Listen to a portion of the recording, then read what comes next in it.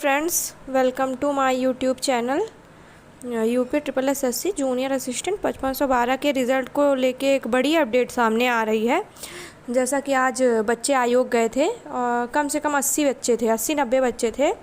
उनमें से 4 बच्चों को अंदर एंट्री दी गई थी सचिव जी से बात करने के लिए।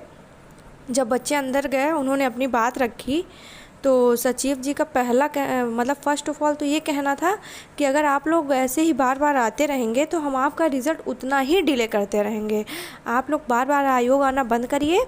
मैंने जो तारीख दी है, जो तिथि दी है कि हाँ मैं इस तारीख को दूंगा, अगर उसके बाद नहीं आता है रिज़ल्ट, उसके पहले नहीं आता है तो आप उसके बाद आइए आयोग।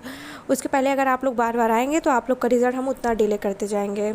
और उनका दूसरी बात ये कहना था कि रिज़ल्ट जब तैयार किया गया था, जो पहले टेक्निकल इशू की वजह से रिज़ल्ट में कोई फ़ॉल्ट आ गया है और फिर से रीचेकिंग हो रही है, जिसकी वजह से थोड़ा ज़्यादा टाइम लग सकता है। इसीलिए उन्होंने मैक्स टू मैक्स 10 सितंबर डेट दी है रिज़ल्ट की।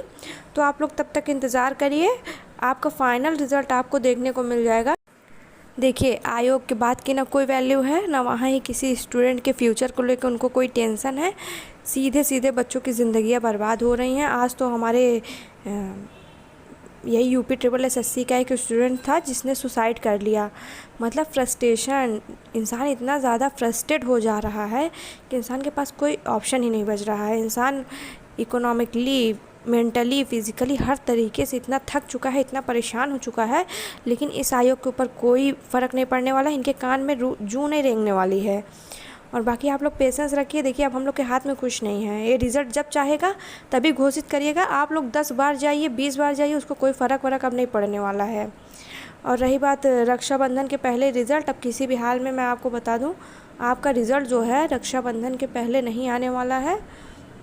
आपका उसके बाद ही आप लोग 3 से 5 तारीख तक थोड़ा ज़्यादा होप रख सकते हैं कि आपका रिज़ल्ट आपको देखने को मिल जाएगा। बाकी अच्छी वैकेंसी थी 5512, इतनी उम्मीद नहीं थी। जिस हिसाब से 2 साल बाद एग्ज़ाम कंडक्ट करवाया गया था, उसके हिसाब से रिज़ल्ट भी जल्दी दे दिया गया था रिटन का, और टाइपिंग भी जल्दी करवा ली गई थी। बस उसके बाद में जो डीवी ऑनलाइन किस लिए करवाई गई थी कि बच्चों का जल्दी रिज़ल्ट दे दिया जाए। लेकिन इतनी तो शायद ऑफलाइन में भी टाइम नहीं लगता है जितना इन्होंने ऑनलाइन में बच्चों को परेशान किया है डीवी करवा के। अब कह रहे हैं कि हमारे रिज़ल्ट में कुछ फ़ॉल्ट आ गया है, टेक्निकल इशू है। मतलब ऐसा ये लोग बात कर रहे हैं जैसा कि लग रहा है कि कोई कंप्यूटर सेंटर पे बच्चा कोई वेब पेज डिज़ाइनिंग का कोर्स करने गया हो और इनके पास कुछ मिस्टेक हो गई हो। बताइए, रिज़ल्ट की बात है, ये सब इतने मजाक बना के रखे हैं। ये किस हिसाब से बच्चों को डेट अलॉट करते हैं कि हाँ मैं इस तारीख को रिज़ल्ट दे दूँगा, हमको तो कुछ समझ में नहीं आ रहा है।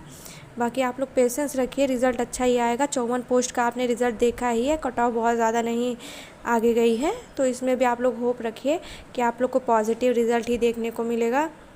बाकी अब हम लोग के हाथ में कुछ नहीं है। आप लोग आगे पेट की अच्छे से तैयारी करिए, क्योंकि आने वाले समय में 2027 के पेट से आपको 26 के पेट से बहुत अच्छी अच्छी वैकेंसियाँ देखने को मिलेंगी।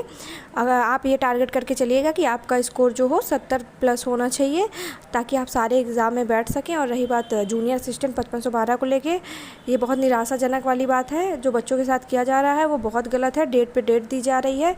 आज बच्चे गए थे तो मतलब कोई वैल्यू ही नहीं है बच्चों की बात की। उल्टा धमकी दी जा रही थी कि अगर आप लोग ऐसे आते रहेंगे आपका रिज़ल्ट हम नहीं देंगे। और बाकी ठीक है, आप लोग ये एक्सेप्ट कर लीजिए कि अब रिज़ल्ट रक्षाबंधन के पहले नहीं आ रहा है। आप 1 सितंबर के बाद सोचिएगा कि हाँ रिज़ल्ट आ सकता है।